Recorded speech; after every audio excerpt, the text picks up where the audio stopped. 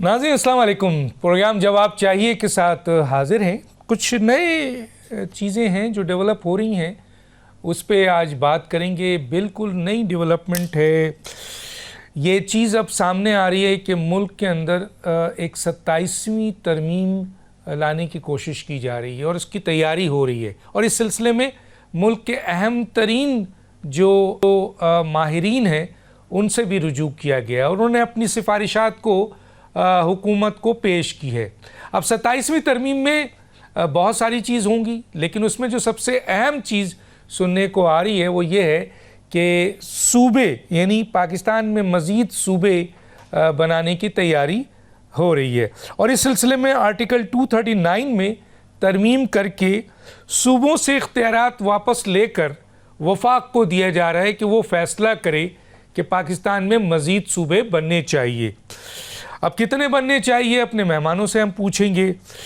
आप भारत ने 1953 और 56 में आईनी तरमीम करके सूबे बनाने के इख्तियारात हासिल किए थे। हमारा पड़ोसी है और आपको पता है दुनिया में बहुत सारे मुल्क हैं जहां पर किसी के पास अगर 9 सूबे थे तो अब 30 हो गए, किसी के पास 13 थे तो अब 50 हो गए, किसी के पास आपके मसलन सूबे बढ़ते रहे हैं। सिवाय पाकिस्तान के बड़े बड़े सूबे बन गए मौजूद हैं जिन्हें अब और जो दुनिया के मुल्कों से बड़े हैं, बहुत सारे मुल्कों से बड़े हैं। बहरहाल लेकिन ये भी डिस्कस करना है कि पाकिस्तान बनने से पहले भी सूबे की डिमांड थी, वो किन लोगों की थी, किस तरीके से थी, वो भी हम पूछेंगे। ख़ास तौर पे सूबा सिंध के हवाले से कुछ डॉक्यूमेंट्स भी है, वो भी हम आप देख रहे होंगे कि सामने हैं, उसको भी हम सामने दिखा रहे हैं। पाकिस्तान और बल्दियाती निज़ाम और पीएफसी और एनएफसी बल्दियाती निज़ाम बहुत ज़रूरी है। इसके हवाले से भी सुनने में आ रहा है कि जी आपके मज़ीद इसमें 27वीं तरमीम में इसमें इसकी डिटेल दी जाएगी और एनएफसी के साथ पीएफसी के हवाले से भी बात की जाएगी। हमारे साथ जो गेस्ट हैं आइए उनका तारुफ कराते हैं। मेरे साथ हैं जनाब कमर दिलशाद साहब, साबिक सेक्रेटरी इलेक्शन कमीशन पाकिस्तान। आपका बहुत शुक्रिया सर, आपने हमें ज्वाइन किया। मेरे साथ हैं जनाब डॉक्टर मिर्ज़ा इख्तियार बेग, साबिक मुशीर वज़ीर आज़म, रुकन कौमी असम्बली और रहनुमा पाकिस्तान पीपल्स पार्टी। आपका बहुत शुक्रिया। मेरे साथ हैं मोहम्मद आरिफ सिद्दीकी, साबिक सूबाई वज़ीर सिंध। आपका भी बहुत शुक्रिया, आपने हमें ज्वाइन किया। कमर दिलशाद साहब, क्या सर 27वीं तरमीम आ रही है और इस तरमीम के हवाले से क्या 239 को में तरमीम करके फेडरल को ये इख्तियार दिया जा रहा है कि वो मज़ीद सूबे आएँ, कितने सूबे हों और क्या इसकी आपके पास इंफॉर्मेशन है, इस पर कहाँ तक काम हो चुका है? जी क्या कहते हैं? डॉक्टर साहब, ये सूबे बनने की जो तहरीक है या इसके बारे में जो मनसूबा बंदी है वो तो काफ़ी अरसे से हमारी आला जो हमारी क़यादत है वहाँ ज़ेर गौर है। उन्हें ये महसूस हो रहा था कि बलूचिस्तान का जो सूबा है उसका जो रकबा देखा जाए तो बरतानिया से ज़्यादा है। 90,000 मरबा मील, किलोमीटर छोड़े आप, मरबा मील 90,000 मरबा मील, और बरतानिया का भी 90,000 मरबा मील रकबा है। तो इन हालात को देखते हुए जो दुनिया की नजरें पड़ रही थी बलूचिस्तान पर, जिसमें इंडिया ज्यादा पेश कर रहा है कि इसको एक अलहदा एक सूबा की अलहदा एक रियासत बनाई जाए, उसमें अंदर दहशतगर्दी भी हो रही है, आपको पता ही सारे मामला को। इन चीजों को रोकने के लिए इसी तरह खैबर पख्तूनख्वा में भी हालात खराब जा रहे हैं, वहां भी ये महसूस किया जा रहा था कि सूबे बनने चाहिए। तो पंजाब की आबादी 13 करोड़ की है, यहाँ भी महसूस किया जा रहा है कि यहाँ भी सूबे बनने चाहिए। लोगों की तहरीक भी चल रही है, खासतौर पर जुनूबी पंजाब में भी। बलूचिस्तान का भी मैंने आपको बता दिया, पंजाब का भी हो गया। सिंध का एक बड़ा सेंसिटिव मसला है कि सिंध में चूंकि ज़ाहिर है कि पीपल पार्टी की हुकूमत है, वो कभी पसंद नहीं करेगी, लेकिन वहाँ MQM का भी एक खास हल्का है, वो शुरू से कह रही है कि सूबा सिंध में भी सूबे बनने चाहिए। इन हालात को देखते हुए मुख्तलिफ जगहों पे काम हो रहे हैं। बाद हमारे दोस्त हजरात दानिश्वर जो हैं, सहाफ़ी भी हैं, दानिश्वर भी हैं, मीडिया हाउस के मालकान भी हैं, तो वो जनाब कोशिश कर रहे हैं कि 39 सूबे। हमने कहा 39 सूबे तो इस मुल्क के साथ एक बहुत बड़ा मजाक है। 39 सूबों का तो तस्वर कर ही नहीं सकते, लेकिन ज्यादा से ज्यादा टेक्निकल तौर पर, आईनी और कानूनी तौर पर ये 10 से 12 सूबे बनना बड़ा आसान है। अब जहाँ तक हमने मिसाल दी है, आपने भी, मैंने कॉलम में भी लिखा है इसलिए सबसे बड़ी ज़ाहिर है कि सूबाई जो है गवर्नमेंट, सूबाई हुकूमतें जो हैं इसकी मुखालफत करेगी। वहाँ 2/3 मेजॉरिटी मिलना बड़ा मुश्किल मरहला पैदा आएगा। इसको को देखते हुए इंडिया की मिसाल हमने दी है कि इंडिया में बाकायदा तौर पर 1953 में एक बाकायदा एक करारदाद पेश हुई, एक बाकायदा एक सूबाई कमीशन बना सूबा बनने के लिए, और उसकी 3 साल के बाद 1956 में उन्होंने कानून कर लिया कि उनका जो आइन है उसके मुताबिक सूबाई इख्तियारात ख़त्म कर दिए और ये इख्तियारात दे दिए उन्होंने वफाकी हुकूमत को। वहाँ वफाकी हुकूमत कह दें या यूनियन गवर्नमेंट कह दें, लेकिन यहाँ सबसे बात उन्होंने ये भी लिखा कि सूबों से जरूर पूछें आप, लेकिन सूबों से पूछें लेकिन उनकी हैसियत एडवाइजरी होगी, उनकी मैंडेटरी नहीं होगी। आप एज एडवाइजर आप अपने एडवाइजरी तौर पर उस अपने वफाकी हुकूमत को राय दे सकते हैं। तो हमने भी यही कहा है कि हमारा जो आर्टिकल 239 है उसमें जहाँ सूबाई हुकूमतों की करारदादों को लाजमी करार दिया गया है उसको आप हज़फ करके डिलीट करके अमेंडमेंट करके उसमें ये कर दें कि ये वफाकी हुकूमत की मैंडेटरी होगी और सूबाई हुकूमतों से सिर्फ राय ली जाएगी। वो राय अगर मुखालफत में चली गई तो एडवाइजरी हैसियत है, उसकी कोई कानूनी पोजीशन नहीं होगी। तो ये एक आइन में तरमीम करने से ही सूबे बन सकते हैं, अदरवाइज तो बहुत मुश्किल मरला आएगा, ये नहीं बन सकता। इसके साथ साथ ये भी हो जाएगा कि सूबा पंजाब में भी 3 सूबे बन जाएं, बलोचिस्तान में 3 सूबे बन जाएं और सिंध में 2 सूबे बन जाएं और खैबर पख्तूनख्वा में 3 सूबे बन जाएं। क्योंकि हजारा की तो बड़ी मूवमेंट है, उसमें तो दर्जनों आदमी बाकायदा फायरिंग की जद में आ गए थे जब हजारा मूवमेंट चल रही थी, जिसके सरबराह जो थे आजकल के वजीर मजहबी अमूर है सरदार यूसुफ, तो वो भी इसको तहरीक चला रहे हैं। तो ये बड़े आसानी के साथ चारों सूबे में काम हो सकता है, लेकिन आइन के आर्टिकल 239 में तरमीम लाजमी है और इसके लिए 27वें अमेंडमेंट में तैयारियां हो रही हैं। अच्छा सर, क्या ये मैं ये भी पूछता चलूँ आपसे, क्योंकि मुल्क के अहम तरीन लोगों से तजावीज़ गई है हुकूमत को, क्या आपने भी कोई ऐसी तजावीज़ दी है सर? हाँ, मैंने तजवीज़ दी है, अपना मैंने पेपर पेश किया और मैंने कहा कि ये हमारा पेपर, हमने कहा इसमें कुछ जोग्राफाई हैसियत जो है, जोग्राफाई कोई चेंज नहीं आएगी और ना ही कौमी असम्बली की नशिस्तें आगे पीछे होंगी। अगर ये डिवीजन जब बनते हैं सूबे, उसके मुताबिक हमारी जो नशिस्तें हैं कौमी असम्बली की वो 272 हैं, उसमें उसके तहत ये तकसीम हो जाएगी और कोई जोग्राफाई हदूद भी बरकरार रहेगी और किसी को कोई गिले शिकवे नहीं होंगे कि हमारी जोग्राफाई हदूद कम होगी। ठीक है, मैं आता हूँ जनाब डॉक्टर मिर्ज़ा इख्तियार बेग साहब।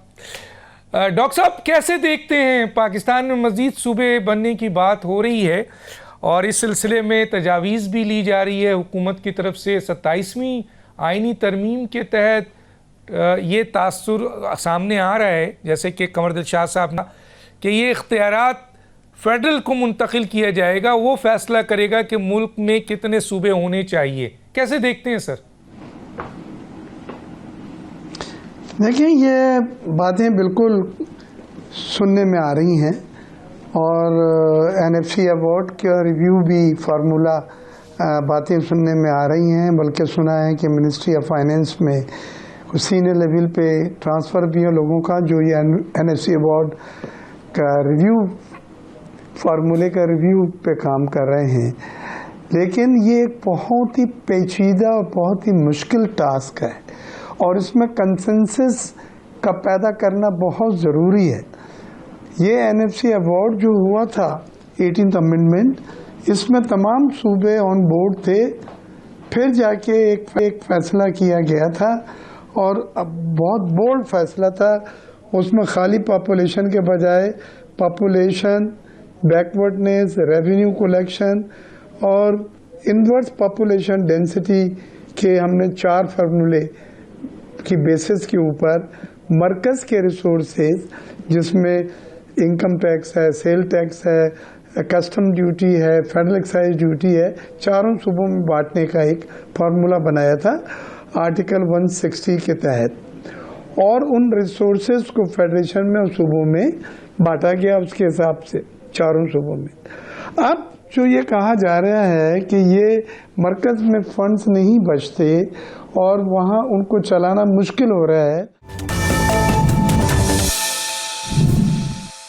हमें कंसेंसस पे बनाने होंगे आपस में सूबों में और उसके साथ साथ जो चीज़ें एनएफसी अवार्ड 18 अमेंडमेंट में डिसाइड हुई थी कि मरकज इतना एक्सपेंडिचर कम करेगा, अखराजात में कमी लाएगा, मिनिस्ट्रियां बंद होंगी, मिनिस्ट्रियां ट्रांसफर होंगी, वो सूबों की फिर सबाबदीद होगी उनके खर्चे और उनको चलाना। वो चीजें भी तो आप करें ना, बीच में क्यों छोड़ा हुआ उसको? उस एनएफसी अवार्ड 18 अमेंडमेंट की बाकी चीजें भी। अच्छा इख्तियार बेग साहब, इख्तियार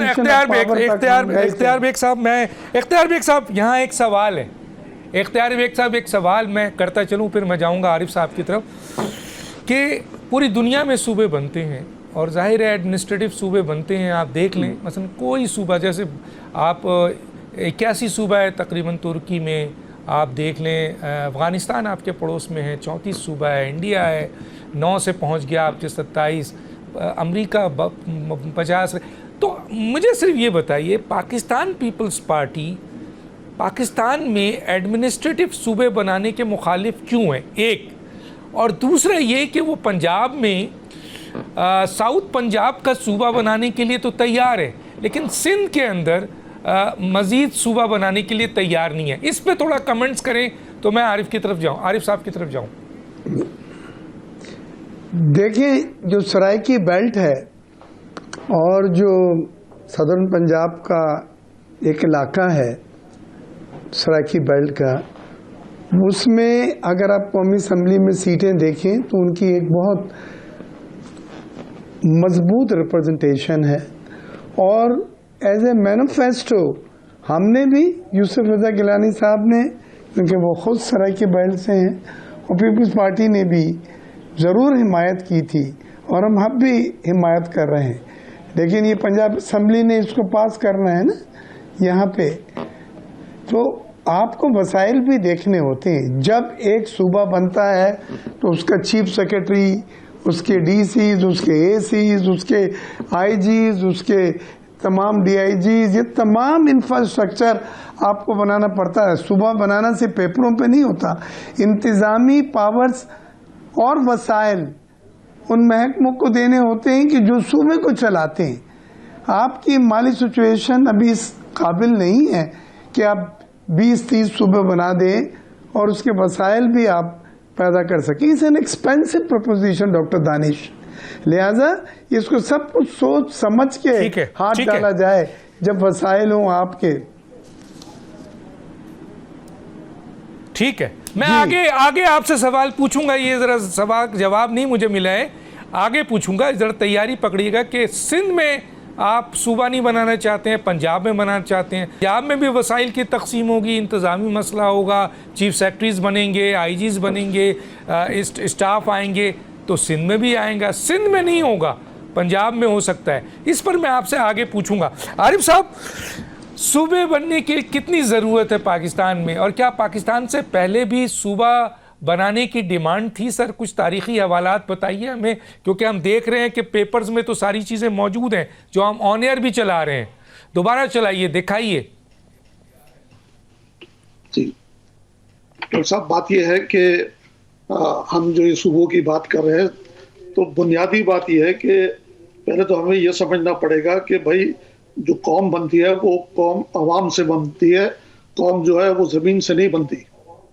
तो कौम का वजूद अवाम से, टोटल पॉपुलेशन से, ना कि ज़मीन से। हमने क्या किया है, जो इस वक्त कार्टेल बन गया सूबों का, कि हमने ज़मीन को ये समझ लिया है कि साहब ये जो है ये हमारा कार्टेल है और एज ए कार्टेल लेकर के चल रहे हैं, हम एज ए नेशन लेके इसको नहीं चल रहे। बात यह है कि जो पार्टीशन हुआ, तो मैं थोड़ा सा तारीख में जाना चाहूँगा कि जब पार्टीशन हुआ तो ध्यान में रखिएगा, पार्टीशन जो है ब्रिटिश इंडिया का हुआ था, पूरे इंडिया का नहीं हुआ था। तो पार्टीशन ऑफ ब्रिटिश इंडिया जिस बुनियादों पर हुआ था वो डिस्ट्रिक्ट वाइज पॉपुलेशन पार्टीशन किया गया था। तो पार्टीशन तो डिस्ट्रिक्ट वाइज कर रहे हैं, यहाँ आप बात कर रहे हैं कि साहब ये सूबों की, ये इवन जो हमारी करारदाद है 1940 की, उस रेजोल्यूशन में कई सूबे का प्रोविंस का जिक्र नहीं है। वहां भी जो जिक्र किया गया है वो यूनिट्स का किया गया है, और यूनिट्स को जो है फिर उसके बाद अमेंड किया गया 1940 की रेजोल्यूशन को 46 में, और उस यूनिट्स की जगह वर्ड्स इसको यूनिट किया गया। मैं जरा इसका थोड़ा सा बैकग्राउंड आपके सामने रख दूं कि ये जो पार्टीशन हुआ या कौमें बनती है, इसका एक क्राइटेरिया ये है कि किसी कौम के बनने के लिए उसको रीजन की 27% ऑफ द पॉपुलेशन चाहिए होती है। तो ब्रिटिश इंडिया के अंदर जो मुसलमान रहता था उसकी 27% आबादी रिक्वायर्ड थी पाकिस्तान रियासत बनाने के लिए। तो उसके लिए मशरक़ी पाकिस्तान को लिया गया, उसकी आबादी ली गई, मगरबी पाकिस्तान की आबादी ली गई। दोनों की आबादियों को ऐड करने के बाद जो शॉर्टफॉल था वो उसके बाद महाजरीन की हिजरत से पूरा किया गया। अगर ये महाजरीन की हिजरत ना होती तो ये पाकिस्तान कभी भी जो है वो रिपब्लिक कंट्री नहीं बन सकता था। ये रिपब्लिक बनने में पाकिस्तान को 9 साल लगे। और इसीलिए वो जो लियाकत नेहरू पैक्ट है, हम आधा पढ़ते हैं उसको, वो Liaquat Nehru pact exchange of land and population, हम उसको पूरा नहीं पढ़ते कि exchange of land and population आप पढ़े तो आपको समझ में आएगा ये खाली एक्सचेंज ऑफ लैंड नहीं हुई थी, ये पॉपुलेशन के अगेंस्ट हुई थी। सिमिलरली यही फिनोमेना अगर आप हिस्टोरिकल एस्पेक्ट में देखेंगे तो आपको ग्रीको टर्किश एग्रीमेंट 1943 देखिए, वहां भी यही था कि 27% आबादी पूरी करने के लिए वहां exchange of land and population किया गया। तो वो ग्रीको टर्किश एग्रीमेंट 1943 में सारा आपको नजर आ जाएगा। अब साहब बात यह है कि हम ये जो कह देते हैं कि साहब पार्टीशन कर दिया गया, यहाँ ध्यान में रखिएगा कि जो पार्टीशन ऑफ ब्रिटिश इंडिया है इसमें जो हमको अख्तियार दिए गए वो ट्रांसफर ऑफ पावर है, ये हमको ट्रांसफर ऑफ टाइटल नहीं मिला, यानी transfer of power to govern, यानी वो हुकूमत कर, और गवर्न किस तरीके से करना है उसके लिए ये फ्रेंचाइज डेमोक्रेसी दी गई है, उसको फ्रेंचाइज डेमोक्रेसी का नाम दिया गया। तो फ्रेंचाइज डेमोक्रेसी का मतलब ये है जैसे मैकडोनल्ड वगैरह फ्रेंचाइज होती है, तो कॉमनवेल्थ की हम एक ब्रांच है और उस कॉमनवेल्थ की ब्रांच के तहत वो हमको दी गई है कि आप डेमोक्रेटिक नॉर्म ले करके चलो। तो उसका एक प्रोसीजर दे दिया गया, साहब के इलेक्शन होगा, उसमें जो आदमी की वोट लेकर के आएगा वो गवर्नमेंट फॉर्म करेगा। मगर उस गवर्नमेंट को फॉर्म करने में ये लाजमी है कि जो पब्लिक का ओपिनियन हो, तो कोई भी स्टेप लेने से पहले उसके तहत चलना पड़ता है। जैसे आप इलेक्शन में क्या करते हैं, पब्लिक का ओपिनियन लेते हैं। मेरा कहने का मकसद ये है कि जो भी स्टेप लेना है डेमोक्रेसी में वो परमांड के तहत लिया जाता है। अगर मैग्ना कार्टा की डेफिनेशन उठाएं, जब डेमोक्रेसी शुरू हुई है 1215 से, तो मैग्ना कार्टा के बुनियादी जो फंडामेंटल्स क्या है कि सब रिलीजन जो स्टेट का पार्ट नहीं होगा, किसी आदमी को बगैर ट्रायल के आप जेल में नहीं जाके धकेल सकते, जो होंगे वो पब्लिक डिमांड के तहत होंगे। तो कहने का मकसद मेरा क्या है कि और जो आदमी टैक्स, मकसद में इंपॉर्टेंट बात क्या है कि नो रिप्रेजेंटेशन विदाउट टैक्सेशन। हमारे यहाँ जो लोग हुकूमत में बैठे हैं वो खुद तो टैक्स भरते नहीं है और उसके बाद जो है वो खुद रिप्रेजेंटेटिव बन के आते हैं। तो ये जो हमारा जो डेमोक्रेसी का पूरा सेटअप है जहाँ से ये इनिशिएट हुई है, वो वहां तो क्लियर लिखा है कि no representation without taxation. Without taxation जो है वो लोग बैठे हैं, उनको नहीं है। हमने तो अपने पैर पे कुल्हाड़ी मारी है सर। बात ये है ये 27% आबादी पूरी करने के लिए आपने मौजूदा जो आपके पॉपुलेशन थी वो पॉपुलेशन पूरी नहीं हो रही थी, लिहाजा आपने महाजरों को हिजरत कराई, इसलिए लियाकत नेहरू पैक्ट 1950 साइन हुआ और वो साइन होने के बाद exchange of land and population हुआ और वो आज तक चल रहा है। तो कहना का मकसद मेरा ये है कि वो महाजरों को आज तक उनकी जमीन नहीं दी गई, ना सिर्फ जमीन, अब ये कहा जा रहा है कि नहीं साहब ये सूबे नहीं बना सकते। अरे पब्लिक डिमांड के तहत सारे होते हैं, सारे के सारे जो सूबे मौजूदा सूबे सब इलीगल है। बात ये कि इनमें से कोई एक सूबा पब्लिक डिमांड के ऊपर बना है। भाई आप ये कहते हो कि हम महाजर का सूबा नहीं बन सकता, मुझे सिर्फ इतनी बात समझाती है कि जब आपने सुबह सिंध को बॉम्बे प्रेसिडेंसी से अलग किया। ठीक है, मैं इस वक्त आपको ब्रेक पे जाना है मुझे, मैं फिर आकर इस पे बात करता हूँ क्योंकि कई तफसीली चीज़ें आपने माजी के हवाले से डॉक्यूमेंट्री उसको बताया है और ये 27% का भी आपने बताया कि जिसमें बंगाल की इन्वॉल्वमेंट और मगरबी पाकिस्तान के बाद सबसे अहम मसला ये था में महाजरीन की हिजरत थी, वो 27% हुआ तो पाकिस्तान जो है वो फाकी जमहूरियत यानी रिपब्लिक बना। बहरहाल इस वक्त एक ब्रेक में जाते हैं, के बाद फिर मैं आकर इन्हीं इश्यूज़ को लेकर आगे बढ़ता हूँ और कमर दिलशाद और डॉक्टर मिर्ज़ा इख्तियार बेग साहब की तरफ आऊँगा। एक छोटे सा ब्रेक पे वापस आते हैं।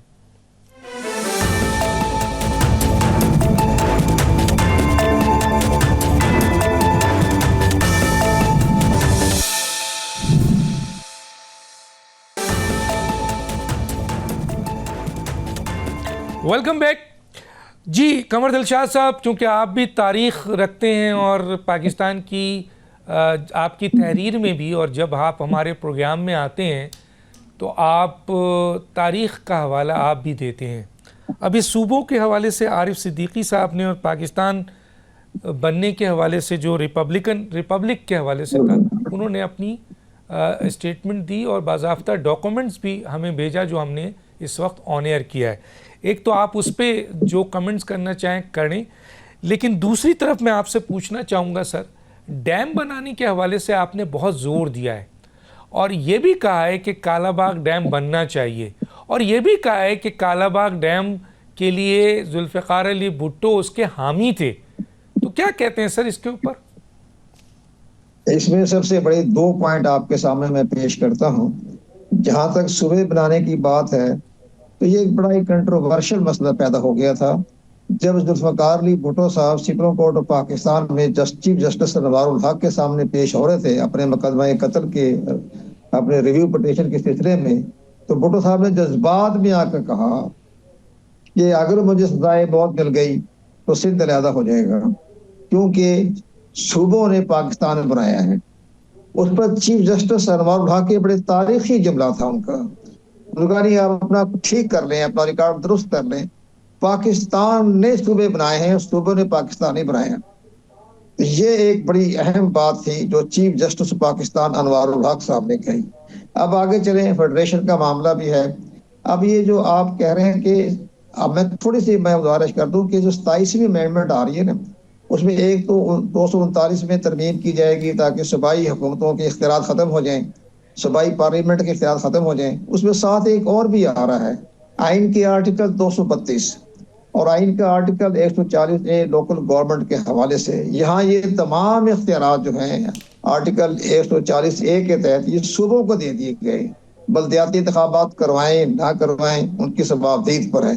अब वहाँ भी तरमीम की जाएगी, वो भी सारे इख्तियारात वापस मिलेंगे वफाकी हुकूमत को, जो जनरल परवेज मुशर्रफ साहब के वक्त में था। उनके वक्त में था कि वफाकी हुकूमत जो है वो इंतखाबात का शेड्यूल देगी, ना कि सूबे। अब वहाँ भी तरमीम आ रही है आर्टिकल 232 में भी और आर्टिकल 140A में भी। ये सूबाई जो मामला आ रहा है बल्दियाती इंतखाबात का, ये वफाक को दिया जाए, एक बात। तो तीसरी बात आपकी चाहिए कालाबाग डैम। कालाबाग डैम सदर अयूब खान के ज़माने में शुरू हो चुका था 67-68 में, और वो तमाम मशीनरी भी आ गई थी और वर्ल्ड बैंक ने भी $3 करोड़ मंजूर कर लिया था। तमाम तैयारियां मुकम्मल थी। उस वक्त में बड़ी मुखालफत हुई थी, और जो बड़ी शदीद मुखालफत की एक पाकिस्तान के बड़े लेफ्टिस्ट लीडर थे, उन्होंने बड़ी शदीद मुखालफत की। तो उन्होंने कहा कि मैं ये बम मार के इस कालाबाग डैम को उड़ा दूंगा। तो सदर अयूब खान साहब ढाके जा रहे थे, 10 दिसंबर 68 की बात है।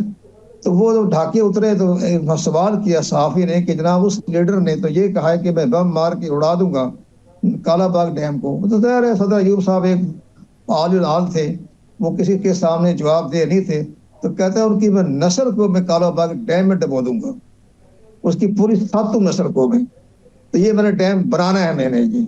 तो बहरहाल उनका इक़्तिदार ख़त्म हो गया, वो डैम बनते बनते रह गया। लेकिन जुल्फ़िकार अली भुट्टो साहब मरहूम जो थे, वो भी कालाबाग डैम के बड़े हामी थे, और वो उसके साथ साथ उन्होंने भी कहा था, जो प्रेसिडेंट थे, प्राइम मिनिस्टर थे, कि हम कालाबाग डैम बनाएंगे। इस तरह मोहतरम नवाज शरीफ साहब पाकिस्तान के मुदब्बर सियासतदान हैं, उन्होंने भी ये कहा था कि हम कालाबाग डैम बनाएंगे, लेकिन वो नहीं बना सके, दबाव में पड़ गया, प्रेशर हो गया, मजबूर थे।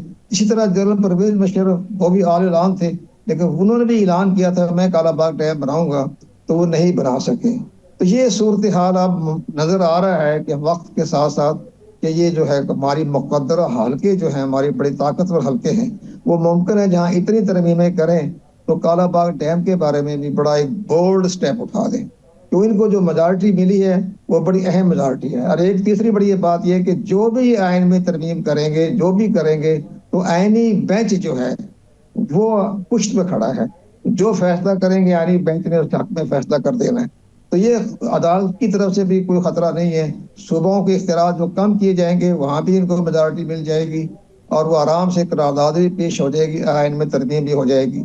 तो ये सारे मामला मुल्क के मफाद में जा रहे हैं ना, इसमें कोई अब लड़ाई झगड़ों का वक्त खत्म हो गया। अब मुल्क को आगे लेके जाना है। अपने चाइना गए हैं, उधर गए हैं, रशिया साथ, चाइना साथ, बड़ी बड़ी ताकतें इनके पाकिस्तान हाथ खड़ी हो गई है। मुझे एक पॉइंट दीजिए सर जो मैं अहम आना चाहता हूँ। ये सर एनएफसी की तो डिमांड करते हैं सूबे, खुद पीपल्स पार्टी भी करती है, लेकिन सर पीएफसी जो बहुत ज़रूरी है, यानी वसाइल और तकसीम मरकज़ से सूबों को आना, 18वीं तरमीम पे तो सब आपने ले लिया, लेकिन उसके बाद जो लोकल बॉडीज़ को जाना है वो ये देने को राज़ी नहीं है। और आप 2002 में एक दफ़ा पीएफसी हुई है और वो मुशर्रफ साहब का दौर था, जो मैं सिंध की इस वक्त हुकूमत की बात कर रहा हूँ।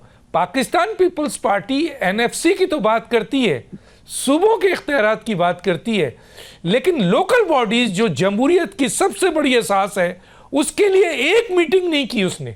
2002 में एक वाहिद मीटिंग हुई थी। इस पर ज़रा कमेंट्स करें, मैं आगे चलूँ जल्दी से सर।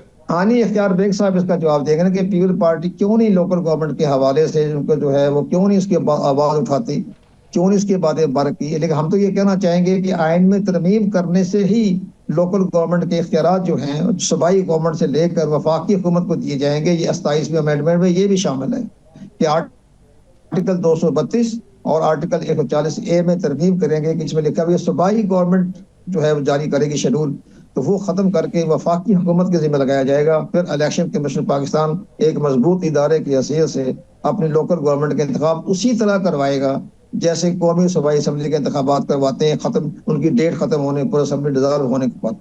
तो ये सारे मामला बड़ा एक पेचीदा नहीं है, बड़ा गमगीर भी नहीं है, बड़ा एक पैकेज आ रहा है 27वें अमेंडमेंट के तहत कि जिसमें बड़ी बड़ी तरमीमें आएंगी। ठीक, चलें सर, 27वीं तरमीम, इसका मतलब है बहुत अहम तरमीम होगी पाकिस्तान की बेहतरी के लिए। जनाब डॉक्टर इख्तियार बेग साहब, मेरे 2-3 सवालात हैं। पहला तो वही सवाल है सर, क्लियर कट बताइए कि पंजाब में आप सूबा बनाना चाहते हैं, सिंध में नहीं बनाना चाहते हैं, इसकी ज़रा वजाहत क्लियर कीजिए। एडमिनिस्ट्रेटिवली आपने कहा, बहुत सही बात की, लेकिन पंजाब में आप राज़ी हैं तो सिंध में क्यों नहीं? एक दूसरा सर, आप एनएफसी के ऊपर बड़ा जोर दे रहे हैं, बिल्कुल दीजिए, सूबों मरकज़ से लीजिए इख्तियारात, लेकिन सर वहाँ से लोकल बॉडीज़ में आप कोई इजलास नहीं करते हैं। एक इजलास हुआ है, तारीख़ बताती है 2002 में, और वो मुशर्रफ साहब ने किया। तो आप इख्तियारात लेते हैं, वसाइल लेते हैं मरकज़ से, सूबों में आके अटक जाते हैं, ना उनको इख्तियारात देते हैं लोकल बॉडीज़ को, ना आप पीएफसी करते हैं। दूसरा और तीसरा, काला बाग डैम बनने जा रहा है, क्या अब आप इसके लिए राज़ी हैं सर? नहरें निकालने के लिए तो सदर जरदारी ने साइन कर दिया था, फिर शायद प्रेशर में आके वापस ले लिया, तो क्या काला बाग डैम के लिए अब आप राज़ी हैं सर? देखिए 3-4 सवाल हैं आपके डॉक्टर दानिश। सबसे पहले मैं काला बाग का, क्योंकि ये बहुत ही अहम टॉपिक है, बात करूंगा। देखिए, हम कंट्रोवर्शियल प्रोजेक्ट की तरफ क्यों जाते हैं, हम मुतनाज़ा प्रोजेक्ट्स की तरफ क्यों बढ़ते हैं, जब गैर मुतनाज़ा ऑप्शंस आपके पास हैं। फेडरेशन का काम तमाम सूबों को साथ लेके चलना है, उनके कंसर्न को, उनके खदशात को, उनके तहफ़्फ़ुज़ात को एड्रेस करना है।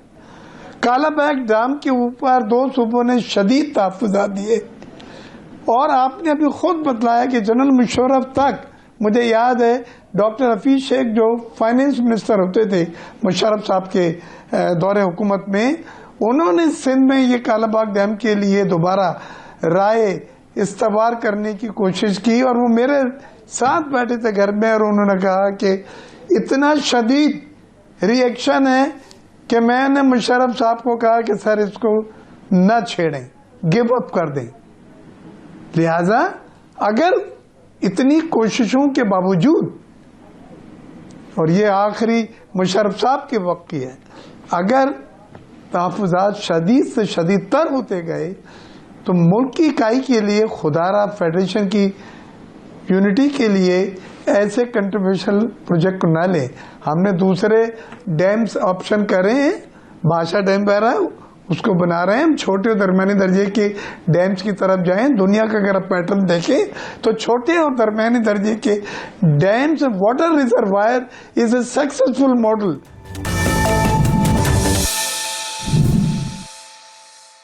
कालाबाग डैम नहीं बनता, लेकिन जो दरियाए सिंध है उसके ऊपर तो बंद बांधा जा सकता है ना, डैम बन सकता है ना, ताकि उन पानियों को जो ज़ाया हो रहा है उनको रोका जाए, बिजली बनाई जाए, या इस किस्म का सैलाब आता है तो उनको रखा जाए। क्या ये देखिए, मेरी बात सुने, ये पॉलिसी स्टेटमेंट मैं देने जा रहा हूँ। हम बिल्कुल इस बात के फेवर में हैं कि वाटर रिजर्वायर बनाए जाएं और वो पानी जो ऊपर से आ रहा है वो समंदर में गिरने के बजाय उसको हम महफूज कर सकें। लेकिन ये क्रॉस दी बोर्ड होना चाहिए। मैं अभी डिजास्टर मैनेजमेंट अथॉरिटी में प्रेजेंटेशन जनरल साहब ने दी थी, वहां बताया 7150 ग्लेशियर हैं, जिसमें से 50 ग्लेशियर आंदा चंद सालों में मेल्ट होने वाले हैं। उसका पानी वो कहते हैं कि जी हमारे पास कोई जगह नहीं है जो हम उसके पानी को महफूज कर सकें पीने, ज़राअत और दूसरे काबिल इस्तेमाल चीज़ों के लिए। तो इन चीज़ों पे आप क्यों नहीं सोचते और इन चीज़ों के बारे में क्यों नहीं? अरे चले सर, पीएफसी पे आ जाए, टाइम कम है, पीएफसी पे आ जाए, पीएफसी पे चले पीएफसी पे आ जाए जल्दी से सर। पीएफसी क्यों नहीं करते सर आप? हाँ, अब देखिए, नेशनल फाइनेंस कमीशन मुकम्मल हुआ है, उसके जो मेंबर थे वो मुकम्मल नहीं थे। जरदारी साहब ने अभी पिछले महीने शायद साइन किए हैं, उसकी पहली मीटिंग होने जा रही है। और सर पीएफसी पे आए, एनएफसी को छोड़े पीएफसी पे आए। हाँ, नहीं, ये एनएफसी का जब तक मरकजी प्रोविंशियल तैयार नहीं होगा, provincial finance commission, provincial finance commission भी बन रहा है उसका, और उसका इजलास भी होगा इंशाअल्लाह विदिन 1-1.5 महीने में, वो भी लगेगा। एनएफसी का हो चुका है। हम चाहते हैं कि सूबों को जो फंड्स दिए जाएं वो सूबों की डेवलपमेंट के लिए और ख़ास तौर से लोकल गवर्नमेंट के लिए खर्च हो। ये हमारे लिए सूबे बनाने से ज़्यादा एक बेहतर ऑप्शन है कि हम more power to give to local bodies which is a better. आप देते नहीं है ना।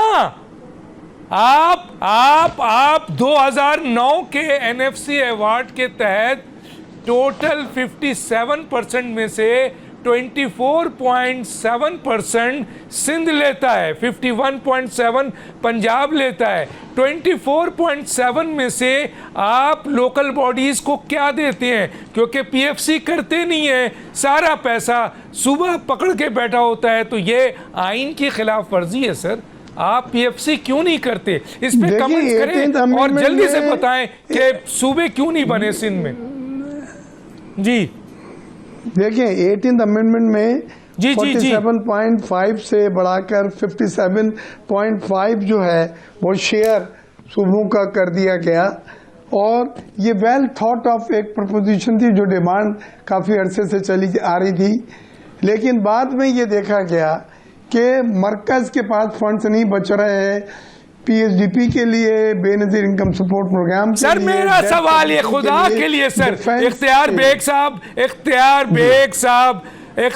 बेग साहब, वो तो मैंने सारा बता दिया। 2009 की एनएफसी आज तक चल रही है। आपको 24.7% मिलता है, टोटल 57 जो मरकज़ है सूबा ले जाता है, और 42% जो मरकज़ को मिलता है उसमें से आपको मिल जाता है 24। आप नीचे क्यों नहीं देते हैं? पीएफसी को क्यों नहीं देते हैं? लोकल बॉडीज को क्यों नहीं देते हैं? हम दे रहे हैं, फौरन जवाब दें मुझे। हमारे प्रोजेक्ट क्यों नहीं दे रहे?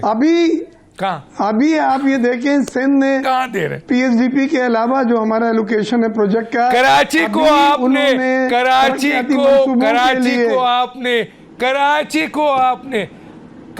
को आपने धागा साहब के मुताबिक तकरीबन 3,500 अरब रुपया नहीं दिया है कराची को 3,500 अरब रुपया। ये मरकज ने फंड देने थे, ये मरकज के प्रोजेक्ट हैं। आप वेल इन्फॉर्म नहीं है शायद। ये मरकज के प्रोजेक्ट थे, इसको मरकज ने कराची के सूबों की फंडिंग करनी थी। अच्छा, सूबों तो फिर कराची को मरकज के हवाले कर देते हैं। उठाया है, कराची को मरकज के हवाले कर देते हैं। नहीं, मरकज क्यों?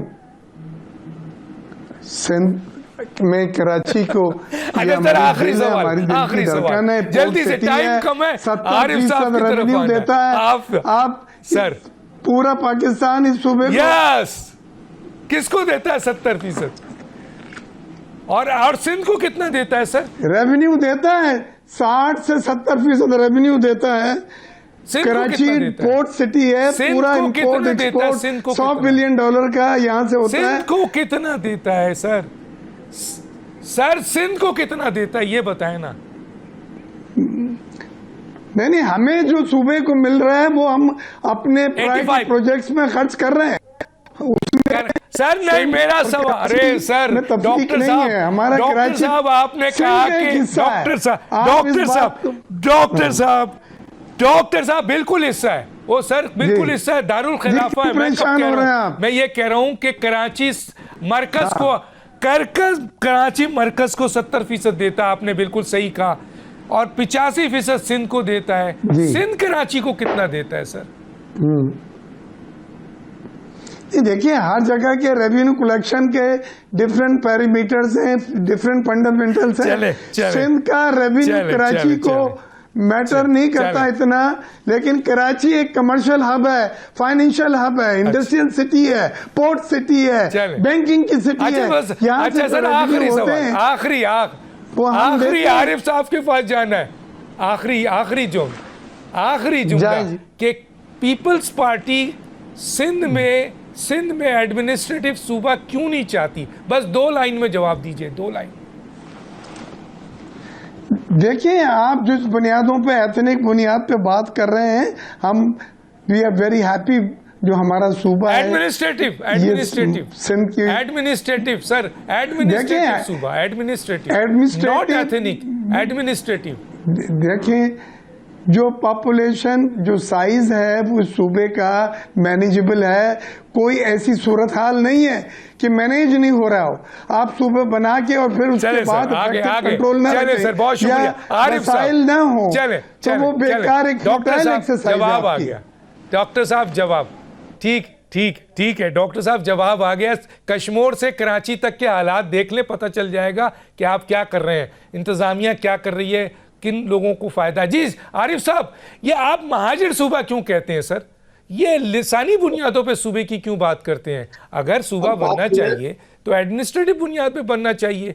आप जी बोलें, और बाकी आप जो बोलना चाहते हैं बताइए। हमारे पास 5-6 मिनट है सर, ज्यादा नहीं है। अगर हम कॉन्स्टिट्यूशन की बात कर रहे हैं ना, तो हमारा जहां से बुनियाद शुरू हुई है वो है ऑब्जेक्टिव रेजोल्यूशन 12 मार्च 1949 का। उस ऑब्जेक्टिव रेजोल्यूशन में ये लिखा है कि 9 एडमिनिस्ट्रेटिव यूनिट होंगे पाकिस्तान में। बनाया आपने 9।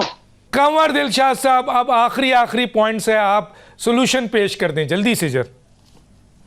जनाब, तमाम दोस्तों के इख्तियार बेग साहब की, भट्टी जो बार में हमारे दोस्त हैं, उन्होंने बात कही है, आरिफ सिद्दीकी साहब ने, इसको समअप करते हुए मैं ये कहना चाहता हूँ कि हमारे अपने तजिए के मुताबिक, खबर तो अब नहीं कह सकते, तजिया के मुताबिक ये आपकी 27वीं अमेंडमेंट के तहत तमाम मसाइल हल हो जाएंगे। लोकल गवर्नमेंट के इंतखाबात भी सूबाई हुकूमत से लेकर वफाकी हुकूमत को दिए जाएंगे। कालाबाग डैम भी बन जाएगा। ये चंद घंटों में फैसला हो जाना है। ये सारी सियासी पार्टियों की तोती बंद हो जाएगी जब फैसला किया जाएगा। जब फिर मुल्क का सवाल है, सिंतास माहदे में शामिल था कि कालाबाग डैम बनना है, और यूब खान ने तो पूरा काम किया हुआ था, भुट्टो साहब इसके बड़े मुहर्रक थे। लेकिन कालाबाग डैम भी बन जाएगा, लोकल गवर्नमेंट के इंतखाबात भी जो है वफाकी को मिल जाएंगे, और सूबे भी 10 या 12 के दरमियान वो भी बन जाएंगे, और आइन में तरमीमें भी हो जाएगी। और एक सबसे बड़ी अहम तरमीम ये भी आएगी कि हमारे जो आला अदलिया है उनकी भी सर्विस में 2 से या 3 साल की एक्सटेंशन दे दी जाए। उनकी मियाद 65 साल की रिटायरमेंट के बजाय 68 कर दी जाए, और जो सूबाई कोर्ट हैं उनको 62 से 65 साल कर दी जाए। ये भी सारे एक आईनी पैकेज बन रहा है। ये तमाम हमारे इसलिए कि फील्ड मार्शल साहब ने बड़ी खूबसूरत बात कही। उनका आइन ने मुझे पाकिस्तान का मुहाफिज बनाया है, मैं पाकिस्तान का मुहाफिज हूँ। तो ये जो सियासी बातें, कालाबाग डैम की मुखालफत, सूबे बनाने की मुखालफत, ये सारी बातें धरी की धरी रह जाएंगी। ठीक है, बहुत शुक्रिया तीनों मेहमानों का। डॉक्टर इख्तियार बेग आपका शुक्रिया, कंवर दिलशाद साहब आपका शुक्रिया, मोहम्मद आरिफ सिद्दीकी साहब आपका शुक्रिया। वक्त ख़त्म हो जाता है, डॉक्टर दानिश को इजाज़त दीजिए, अल्लाह हाफिज़।